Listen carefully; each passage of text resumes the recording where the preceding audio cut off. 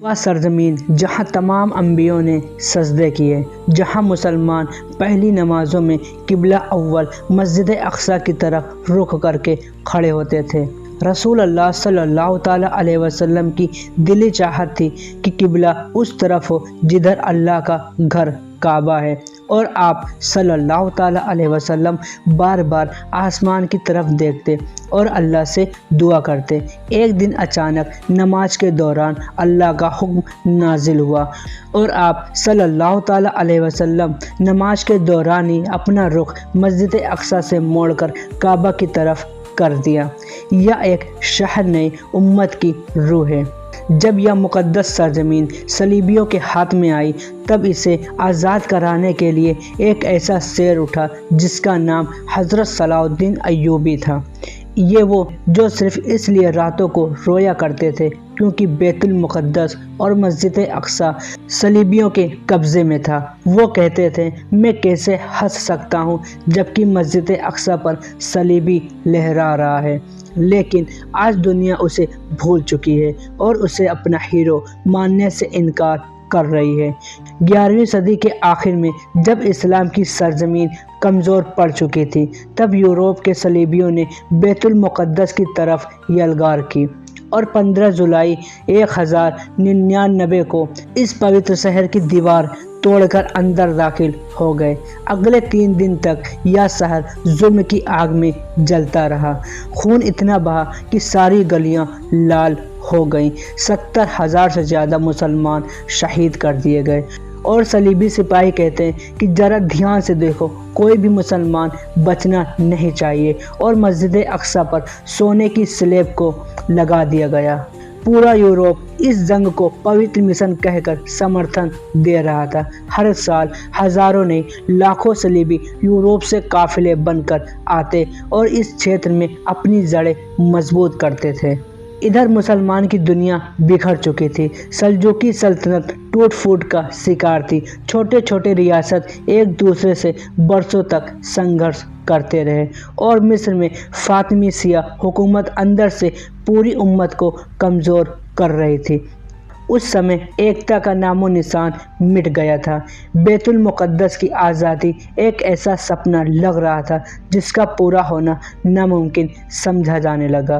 لوگ بے سہارے ہو گئے۔ اب یہ شہر شاید کبھی بھی مسلمانوں کے ہاتھ میں نہیں آئے گا، مگر اللہ کے نبی صلی اللہ تعالیٰ علیہ وسلم نے 500 سال پہلے ہی بتا دیا تھا کہ مسلمان ایک دن قسطنطنیہ اور بیت المقدس کو فتح کریں گے۔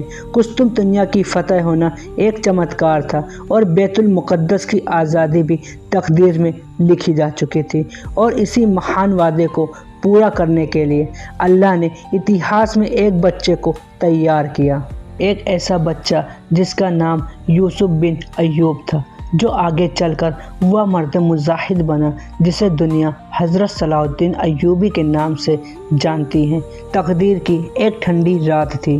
دجلہ ندی کے کنارے استھت ایک چھوٹے سے شہر میں ایک بچہ اپنے پتا کے ساتھ بیٹھا تھا، اور اس کی عمر صرف 7 سال یا 8 سال کی تھی۔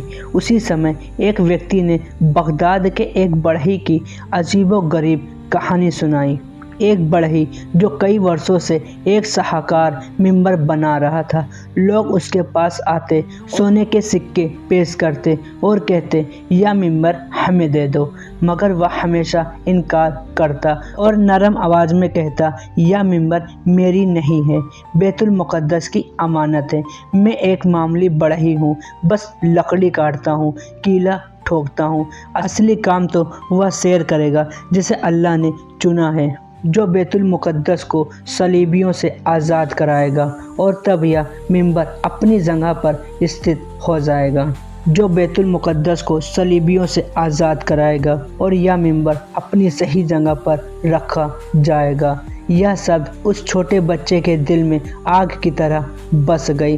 وہ ساری رات سو نہ سکا، روتا رہا اور اللہ سے چھپ کر دعا کرتا رہا، اے اللہ، آپ ہر چیز پر قادر ہیں، مجھے وہ شیر بنا دیجئے جو بیت المقدس کو آزاد کرا سکوں۔ وہ بچہ کوئی اور نہیں، بھوش کا فاتح حضرت صلاح الدین ایوبی تھا۔ گرد باپ، ترک ماں، خاندان فوجی مگر تربیت علمی، بچپن سے ہی نرم دل، مہربان، سادہ اخلاق، اور دمشق میں تعلیم حاصل کی۔ حضرت صلاح الدین ایوبی جوانی میں سپاہی کم اور عالم زیادہ تھے، لیکن تقدیر نے اس عالم کو تلوار اٹھانے کے لیے چن رکھا تھا۔ اس نے سلطان نور الدین زنگی کی عدالت میں پرورش پائی۔ وہ نور الدین جس کا ایک خواب تھا بیت المقدس کو آزاد کرانا۔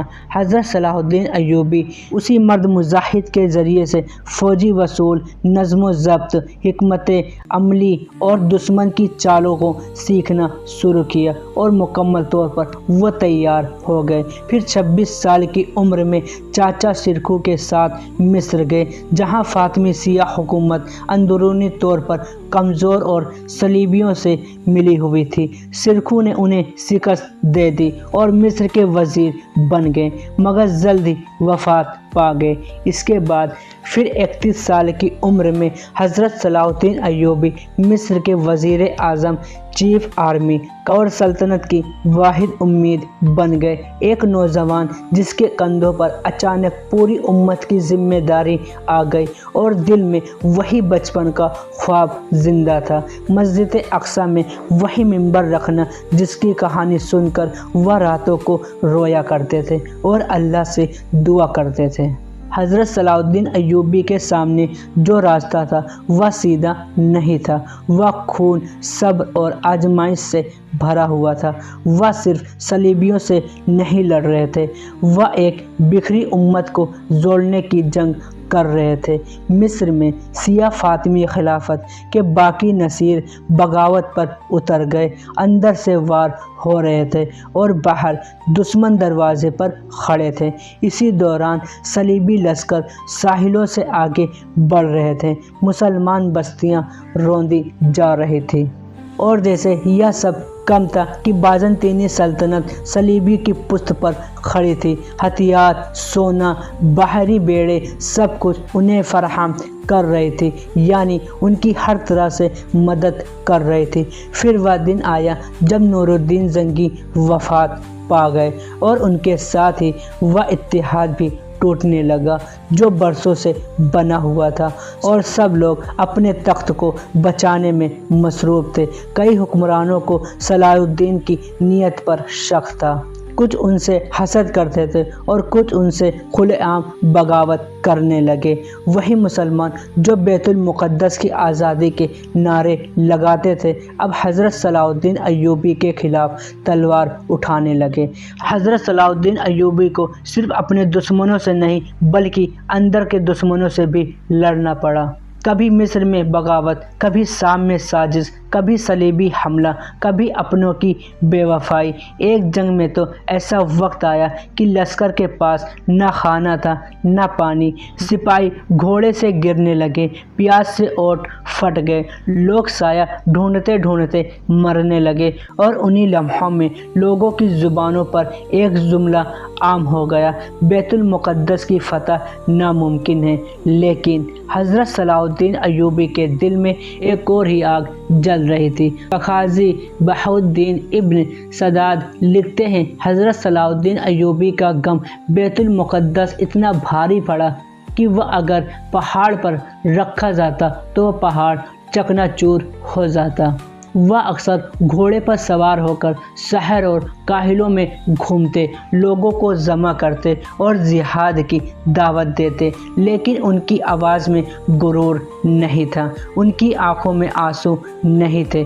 وہ کہتے، اے مسلمانوں، اسلام کے لیے کھڑے ہو جاؤ، اسلام کے لیے۔ لوگ دیکھتے کہ ایک سلطان رو رہا ہے، ایک فاتح تڑپ رہا ہے، ایک حکمران بیت المقدس کے غم میں جل رہا ہے، اور جب رات آتی، دنیا سو جاتی، لشکر خاموش ہو جاتا، تو حضرت صلاح الدین ایوبی رات کے وقت اٹھتے، وضو کرتے، تہجد میں کھڑے ہوتے اور دیر تک روتے اتنا روتے کہ زمین ان کے آنسوؤں سے بھیگ جاتی۔ وہ اللہ سے کہتے، اے اللہ، اگر میری موت بیت المقدس کی آزادی سے پہلے آ گئی تو مجھے میری قبر میں عذاب دینا۔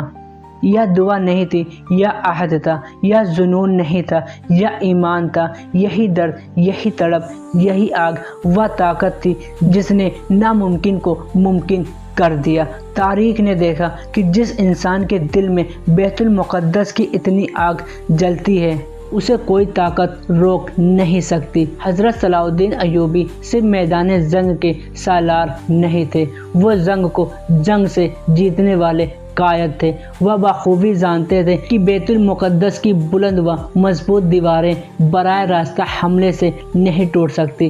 اصل مسئلہ دیواریں نہیں تھی، اصل مسئلہ صلیبی فوج کی طاقت تھی، اور اسی حقیقت سے ایک غیر عام منصوبہ وجود میں آیا۔ حضرت صلاح الدین ایوبی نے جان بوجھ کر ٹائبیریاس پر حملہ کر دیا۔ یہ ایک دانستہ قدم تھا، ایک ایسا جال جس میں دشمن کو خود چل کر آنا تھا۔ وہ جانتے تھے کہ اگر تبریہ خطرے میں پڑا تو ساری صلیبی لشکر ایک جگہ جمع ہو جائے گی، اور ایسا ہی ہوا۔ صلیبی اپنے بڑے بڑے فوج جمع کرنے لگے، سوکھے میدان کی اور بڑھنے لگے۔ وہ نہیں جانتے تھے کہ ہر قدم کے ساتھ وہ ایک تباہ انجام کے قریب جا رہے ہیں۔ حضرت صلاح الدین ایوبی پہلے سے تیار تھے۔ حطین کے قریب تمام پتھروں اور مٹی سے بند کروا دیا گیا، راستے بے آب ہو گئے اور وقت دشمن بنتا جا رہا تھا۔ تاریخ تھی 4 جولائی 1187۔ سورج آگ برس رہی تھی، لوہے کی طرح جسم جل رہا تھا۔ پانی نہ ملا، پیاس بڑھتی گئی، گھوڑے گرنے لگے، سپاہی بے حال ہو گئے اور ریت پر بیٹھنے لگے۔ صلیبی فوج لڑنے سے پہلے ہی ٹوٹ گئی۔ حضرت صلاح الدین ایوبی نے جلد بازی نہیں کی۔ انہوں نے دشمن کو پیاسا، گرمی اور تھکان سے انہیں تھکا دیا اور کمزور کر دیا، اور پھر صحیح لمحے پر حملے کا حکم دیا۔ مسلمان لشکر چاروں طرف سے آگے بڑھنے لگی، تیروں کی بارش ہونے لگی، صفیں ٹوٹنے لگی، اور میدان صلیبی فوج کے لاشوں سے بھر گیا اور ان کے بادشاہ کو بندی بنا لیا گیا۔ یہ صرف ایک جنگ نہیں تھی، یہ وہ لمحہ تھا جس نے تاریخ کی رخ کو موڑ دیا۔ ایک ہی دن میں صلیبی طاقت کی ریڑھ کی ہڈی ٹوٹ گئی۔ حدین کے بعد صلاح الدین رکے نہیں، فتح ایک طوفان کی طرح پھیل گئی، شہر ایک کے بعد ایک کھلتے گئے۔ وہ سلطنت جو ناقابل شکست سمجھی جاتی تھی بکھرنے لگی، اور اب تمام راستے ایک ہی طرف جا رہے تھے۔ وہ سر جس کے لیے یہ سب کچھ کیا گیا تھا، بیت المقدس کا محاصرہ قریب آ گیا تھا۔ 20 ستمبر 1187 بیت المقدس کے گرد نگرانی قائم ہو گئی۔ مسلمان لشکر خاموشی سے اپنی پوزیشن مضبوط کر رہے تھے۔ پتھر آسمان چیرتے ہوئے فصیلوں سے ٹکرانے لگے، شہر کی مضبوطی دیواریں لرزنے لگی۔ صلیبی نے کئی بار باہر نکل کر حملہ کرنے کی کوشش کی، لیکن ہر بار پسپا ہونا پڑا۔ دن گزرتے گئے، کھانے پینے کا سامان ختم ہوتا گیا، حوصلہ ٹوٹنے لگا۔ آخر کار وہ لمحہ آ گیا جب صلیبی نے سمجھ لیا کہ اب مزید مقابلہ ناممکن ہے۔ انہوں نے ہتھیار ڈالنے کا فیصلہ کیا۔ کچھ نے جان کے بدلے رقم پیش کی، کچھ نے رحم کی درخواست کی۔ حضرت صلاح الدین ایوبی نے شرط کو قبول کیا، مگر ایک شرط کے ساتھ، مسلمان قیدی آزاد کیے جائیں۔ یہ فیصلہ طاقت کا نام، عدل کا اعلان تھا۔ پھر وہ دن آیا، 27 رجب 587 ہجری، 2 اکتوبر 1187 جمعہ کا دن تھا۔ شب معراج کی یادوں سے روشن دن۔ وہ شہر جو 88 برس سے قید تھا آزاد ہو گیا۔ حضرت صلاح الدین ایوبی شہر میں داخل ہوئے، نہ غرور کے ساتھ نہ فاتح نعروں کے ساتھ، سر جھکا ہوا تھا، دل شکر سے بھرا ہوا تھا۔ مسجد اقصی کو پاک کیا گیا، और जो गुम्मत पर सलीबी लगा हुआ था उसे हटा दिया गया और अल्लाह की वहदानियत का ऐलान किया गया। वो मिंबर जो बगदाद के एक बढ़ई ने बैतुल मुक़द्दस की आज़ादी की उम्मीद से बनाया था, उसे 35 बरस बाद आखिरकार मस्जिद अक़सा में नस्ब कर दिया गया। यह सिर्फ लकड़ी का मिंबर नहीं था, यह सब्र, यकीन और वादे की ताकत थी। 88 साल पहले सलीबी ने उसी शहर में 70,000 से ज़्यादा मुसलमानों को शहीद कर दिया, लेकिन आज एक मुख्तलिफ तारीख लिखी जा रही थी। हज़रत सलाहुद्दीन अय्यूबी का हुक्म वाज़ेह था, किसी औरत को, किसी बच्चे, किसी बूढ़े को नुकसान न पहुंचाया जाए। यह फ़तह तलवार की नहीं थी, यह फ़तह अखलाक़ों की थी। यह इस्लाम का वो चेहरा था जो तारीख़ हमेशा याद रखेगी। फ़तेह के बाद हज़रत सलाहुद्दीन अय्यूबी भी रुके नहीं। उन्होंने तलवार को नियाम में रखा और इस्लाम को बुलंद किया। मदारिस कायम किए जहाँ कुरान हदीस की पढ़ाई शुरू की गई।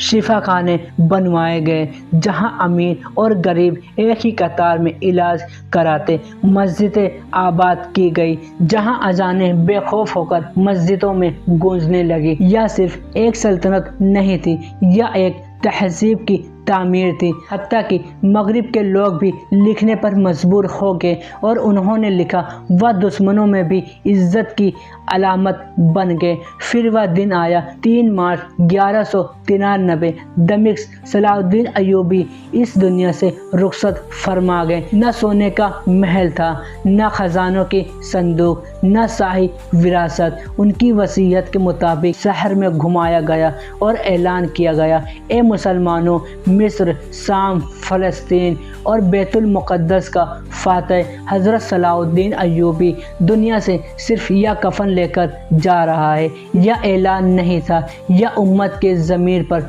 दस्तक थी। लेकिन बैतुल मुक़द्दस फिर आजमाइश में है, मस्जिद अक़सा फिर ख़तरे में है और तारीख़ के औराक से सलाहुद्दीन अय्यूबी की आवाज़ अब भी गूंज रही है। महसूस होती है तुम कैसे हंस सकते हो जबकि बैतुल मुक़द्दस गुलाम हो गया है। यह सवाल सिर्फ एक शहर का नहीं, यह ईमान का सवाल है। ए मुसलमानों, हज़रत सलाहुद्दीन अय्यूबी तलवार से पहले दिलों को जोड़ने आए थे। उन्होंने ताकत से पहले तौबा और तकवा को इख्तियार किया। आज भी रास्ता वही है, वहादत करो, ईमान मजबूत करो, अपने मकसद को बुलंद करो, दुनिया के फरेब से निकल आओ, अल्लाह की तरफ लौट आओ। याद रखो, एक दिन हमारा भी कफन यही होगा और उस कफन में कोई जेब नहीं होगा।